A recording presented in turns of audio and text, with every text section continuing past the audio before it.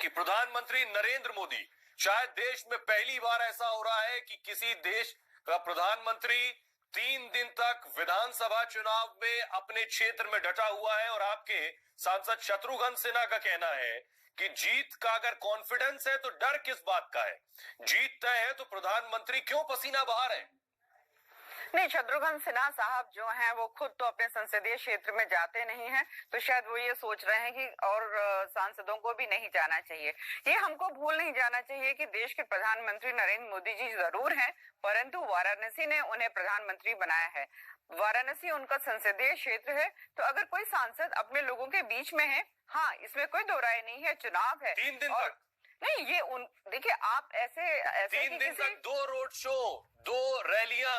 नहीं, road show तो आज है, कल तो नहीं, कल तो जनसैलाब अपने आप उमड़ रहा था। प्रधानमंत्री जी जा रहे थे बाबा विश्वनाथ के दर्शन करने, लोगों से भी रास्ते में मिलना था। आपके केंद्रीय मंत्री खुद ही आ जाते हैं जोड़ने के लिए, तो क्या करें? केंद्रीय मंत्री उपेंद्र कुशवाहा तक कह रहे हैं कि देश के प्रधानमंत्री को कम से कम सीएम के चुनाव के लिए इस तरह का रोड शो नहीं शोभा देता। मैं आपको बता तो रही हूँ, जो इस प्रकार के बयान दे रहे हैं वो जाकर अपने अपने संसदीय क्षेत्र को संभालें, देखें वो कितना समय दे रहे हैं। अनिला जी, होने दीजिए, मैं उनको भी ये सलाह दूंगी कि जाएं वो अपना संसदीय क्षेत्र देखें, संभालें।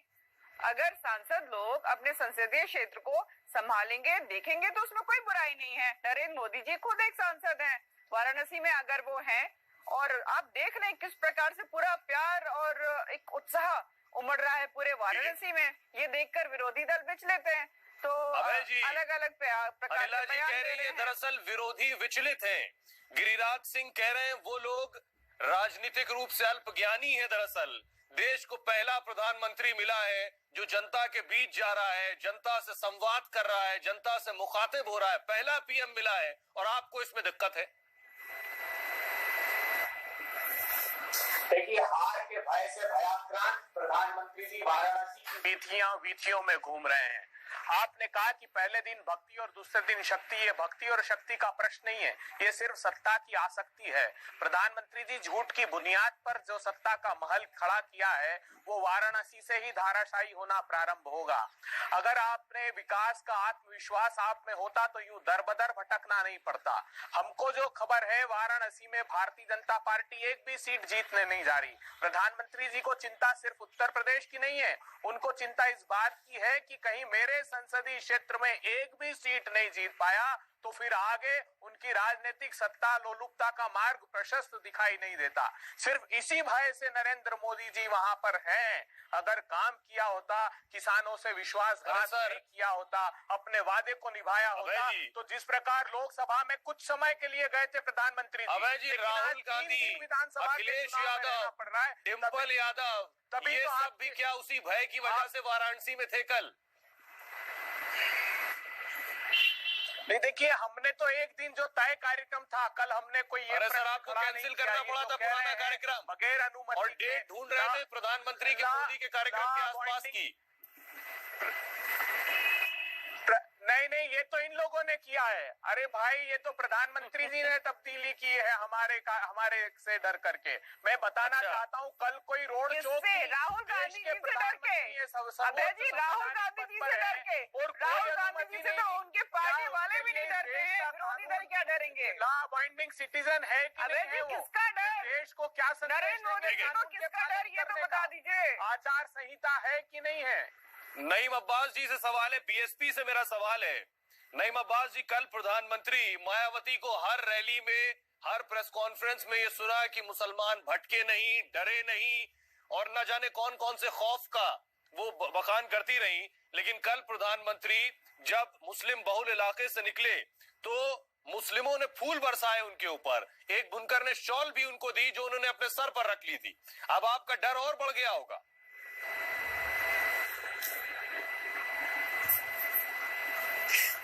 देखिए, मैं पहले बता देता हूँ, डर तो हमारा कुछ नहीं बढ़ा है, और डर अगर किसी का बढ़ रहा है तो बीजेपी का बढ़ रहा है। देखिए, अब तो इनके खुद की पार्टी के लोग इनको बोलने लगे हैं कि अगर काम किया होता तो इतने जाने की जरूरत नहीं थी, इतना वहां घूमने की जरूरत नहीं। 3-3 दिन माननीय नरेंद्र मोदी जी वहां रैलियां कर रहे हैं, और इस तरीके की जो वो जिस तरीके से वहां पे काम कर रहे हैं, और उन्होंने काम किया होता तो उन्हें 3 दिन या 4 दिन वहां लगाने की जरूरत ना पड़ती। अभी चुनाव में उन्हें क्यों याद आ रही है? और देखिए इसमें कोई शक नहीं है, अगर मुसलमानों ने उनको कुछ भेंट दी है, इससे पहले भी मुसलमानों ने कुछ भेंट दी थी उन्होंने, लेकिन स्वीकार नहीं की थी। मुसलमान इससे दरकिनार नहीं कर सकता।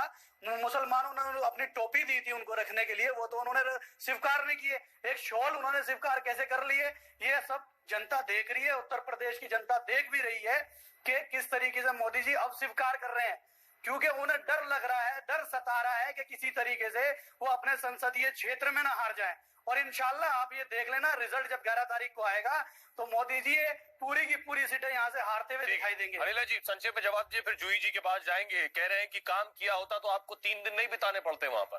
देखिए, सबसे पहली बात तो ये है, ये इनके जो पार्टी के नेता हैं, चाहे वो बीएसपी की मायावती जी हो, चाहे वो अखिलेश यादव जी हो, और चाहे वो राहुल गांधी जी हो, ये वो नेता हैं जो कि अपने क्षेत्र में झांक कर भी नहीं देखते हैं।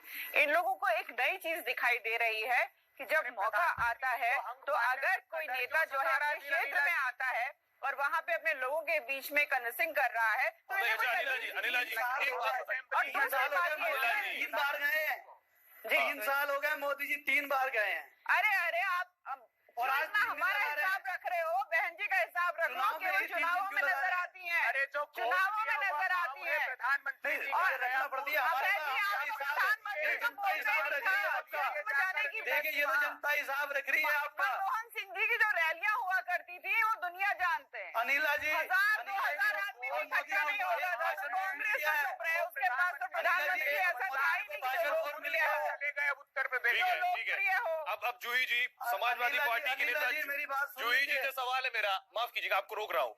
जूही जी आपने सुन लिया, कह रहे हैं बीएसपी के नेता काम किया होता मोदी जी ने तो जाने की जरूरत नहीं पड़ती। कल प्रधानमंत्री ने अपनी रैली में भी कहा कि आपके रोड शो में तो बिजली गुल हो गई थी।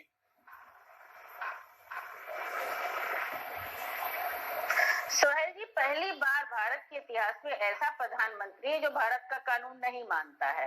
वो रोड शो करता है, बिना परमिशन के करता है, उसके बाद उसके नेता बताते हैं वो जन दर्शन है, जबकि वो रोड शो था। तो आप कानून ही नहीं मानते। हमारा जब रोड शो था, जिला अधिकारी का स्टेटमेंट था कि सारे स्ट्रीट लाइट बंद कर दिए जाएं। बंद क्यों कर दिए जाएं? कि कोई लॉ एंड ऑर्डर प्रॉब्लम हो सकती है। अगर कहीं पर 2 मिनट बत्ती गुल कर दी जाए तो उसको आप बहुत बड़ा इशू बनाते हैं। पीयूष गोयल कॉन्फ्रेंस करते हैं, खुद अपनी लाइट कटवा लेते हैं। तो अच्छा, वो खुद कटवाई हुई लाइट थी। मुझे लगता है निम्न स्तर की हरकतें प्रधानमंत्री और उनके केंद्रीय मंत्रियों को, 1 मिनट बहुत लोग बोल चुके, मैं बोलूंगी, शोभा नहीं देता है। दूसरी बात, प्रधानमंत्री तो अब पार्षदी का चुनाव और उसका भी क्रेडिट प्रधानमंत्री को ही जाता है जीतने का। तो प्रधानमंत्री घूमे, पर्यटन कर रहे हैं, काशी के सांसद हैं, पर्यटक के रूप में आए हैं, घूम घाम के चले जाए। वो कितना भी कहें, जवाब काशी उनको जरूर देगी, क्योंकि काम उन्होंने ही नहीं, उनके किसी केंद्रीय मंत्री ने नहीं किया, केवल बोला है और केवल जहर उगला है। उन्होंने रमजान, शमशान, होली, दिवाली, रमजान और अब तो हमारे घूंघट, बुर्के, चूड़ी, बिंदी में क्या हो रहा है शुरू कर दिए। तो ये तो नायाब प्रधानमंत्री और नायाब पार्टी। अनिला जी आप चुप रहिए, बहुत बोल चुकी है, बहुत बोल चुकी है। अखिलेश यादव पर अपना क्षेत्र नहीं देखते हैं, अपने प्रधानमंत्री के सांसद को देखिए, अपने गृहमंत्री को देखिए, अपने सांसदों से कहिए